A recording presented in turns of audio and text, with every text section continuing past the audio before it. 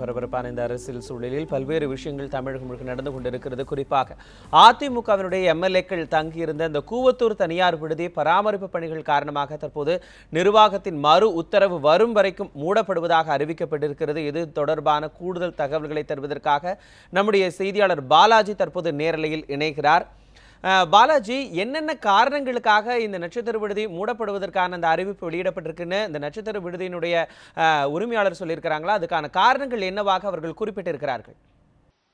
வணக்கம் மனோஜ். கடந்த 11 நாட்களாக, அதாவது கடந்த 8ஆம் தேதி அன்று இங்கு அதிமுக எம்எல்ஏக்கள் தங்க வைக்கப்பட்டிருந்தாங்க. அதை அடுத்து 11வது நாள் இன்று காலை 8 மணி அளவிலே இங்கிருந்து அனைத்து எம்எல்ஏக்களும் அமைச்சர்களும் இங்கிருந்து செல்லக்கூடிய காட்சிகளை பார்த்திருப்பீங்க.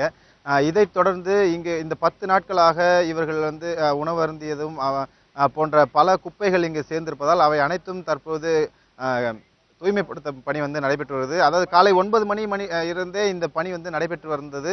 ஆனால் 1 மணி அளவில் தான் இங்கே ரிசார்ட் அண்டர் மெயின்டெனன்ஸ் என்கின்ற ஒரு பேப்பர் மூலமாக இங்கே ஒட்டப்பட்டிருக்கிறது. அந்த காட்சி நீங்கள் பார்க்கலாம். இது 1 மணி அளவில் தான் இந்த ஸ்டிக்கர் ஒட்டினாங்க. மறு உத்தரவு வரும் வரை இந்த இது நாங்கள் திறக்க மாட்டோம் அப்படின்ற மாதிரி ஊழியர்கள் தான் சொல்லியிருக்கிறாங்க. எங்களுடைய முதலாளியிடமிருந்து மறு உத்தரவு என்று வருகிறதோ அன்றுதான் திறப்போம் என்று தெரிவித்திருக்கிறார்கள்.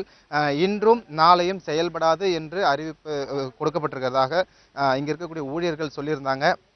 மீண்டும், அதாவது இன்று சட்டப்பேரவை பார்த்தீர்களானால் தற்பொழுதுள்ள சூழலில் 3 மணி வரையில் ஒத்திவைக்கப்பட்டிருக்கிறது. 3 மணிக்கு மேல் அவை மீண்டும் தொடங்கும் என்று தெரிவிக்கப்பட்டிருக்கிறார்கள்.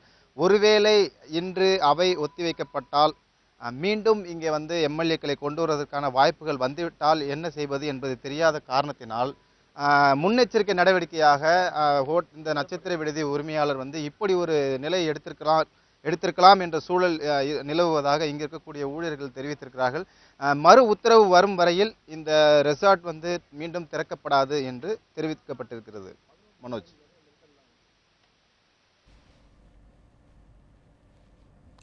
பாலாஜி, தொடர்ந்து மறு உத்தரவு வரும் வரைக்கும் அந்த ரெசார்ட் ஆனது மூடப்படும் என்று ஊழியர்களால் அங்கு அறிவிக்கப்பட்டிருக்கிறது. அங்கு தங்க வைக்கப்பட்டிருந்த எம்எல்ஏக்கள் எல்லாம் தற்போது சட்டமன்றத்திற்கு அழைத்து வரப்பட்டு விட்டார்கள். அந்த எம்எல்ஏக்களோடு சேர்ந்து அவர்களுடைய குடும்பத்தினர் சிலரும் அங்கே தங்கியிருந்ததாக தகவல்கள் நமக்கு இருந்தன. அது மட்டும் இல்லாமல் அதிமுகவினுடைய மிக முக்கியமான நிர்வாகிகள் கூட அங்கு இருந்ததாக சொல்லியிருந்தீங்க. அங்கு இருக்கக்கூடிய மற்றவர்கள், அவர்கள் எல்லாருமே அப்புறப்படுத்தப்பட்டு விட்டார்களா? அவர்கள் எல்லாருமே வெளியேறி விட்டார்களா பாலாஜி? நிச்சயம் மனோஜ். நீங்கள் இந்த சுற்றுவட்டார பகுதியில் பார்த்தீங்கன்னாலே உங்களுக்கு தெரியும். நம்ம ஒளிப்பதிவாளர் அரவிந்த் அவரை உங்களுக்கு காட்டுவார். வெறும் போலீசார் வாகனங்கள் மட்டும்தான் இருக்கிறது. ஒரு சில செய்தியாளர்களுடைய வாகனங்கள் மட்டும்தான் இருக்கிறது. இந்த பகுதியில் இருக்கக்கூடிய அனைத்து வாகனங்களும், அதாவது கட்சி வாகனங்கள் அனைத்துமே இங்கிருந்து சென்று விட்டன. ஒரு சில செய்தியாளர்கள் செய்தி வாகனங்கள் மட்டுமே இங்கே இருக்கிறது. இன்னும் குறிப்பாக ஒரு விஷயம் சொல்லணும்னா, இந்த 11 நாட்களாக இந்த பகுதியில் ஆடு மற்றும் மாடு மேய்ப்பவர்கள் கூட இந்த பகுதியில் வரலை. இன்னைக்கு தான் இந்த ஆடு மேய்ப்பவர்களும் மாடு மேய்ப்பவர்களும் இந்த பகுதியில் வந்திருக்கிறதா சொல்லியிருக்கிறாங்க.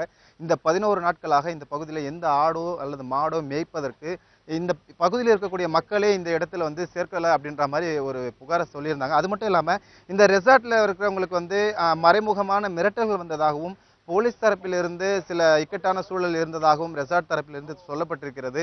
மேலும் தங்களுக்கு மிரட்டல்கள் வந்துவிடக்கூடாது, மீண்டும் தங்களுடைய தொழிலை நடத்த வேண்டும் என்கின்ற ஒரு நலனை கருதியே இப்படிப்பட்ட ஒரு முடிவை எடுத்திருப்பதாக அவர்கள் தெரிவித்திருக்கிறார்கள்.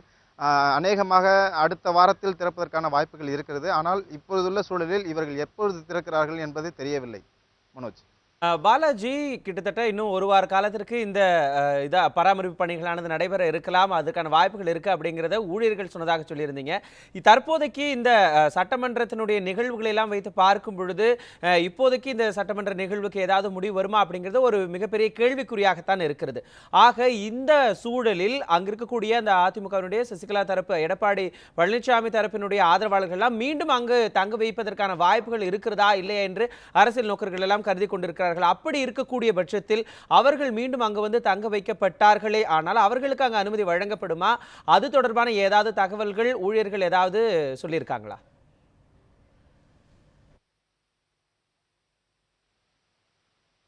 நிச்சயமாக அந்த மாதிரி ஒரு சூழல் வந்தால் இங்கே தங்க வைப்பதற்கான வாய்ப்புகள் இல்லை என்பதுதான் தற்போது தெரிவிக்கப்பட்டிருக்கிறது.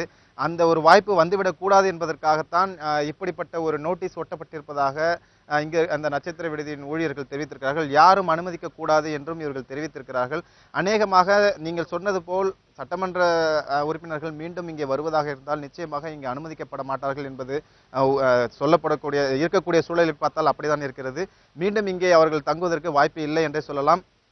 இங்கே ஒரு சிலரும் இங்கிருந்து ஒரு 13 கிலோமீட்டர் தொலைவில் இருக்க மேலும் மற்றொரு ரெசார்ட்லேயும் வந்து மேலும் ஒரு 30க்கும் மேற்பட்ட சட்டமன்ற உறுப்பினர்கள் தங்க வைக்கப்பட்டிருந்தார்கள்.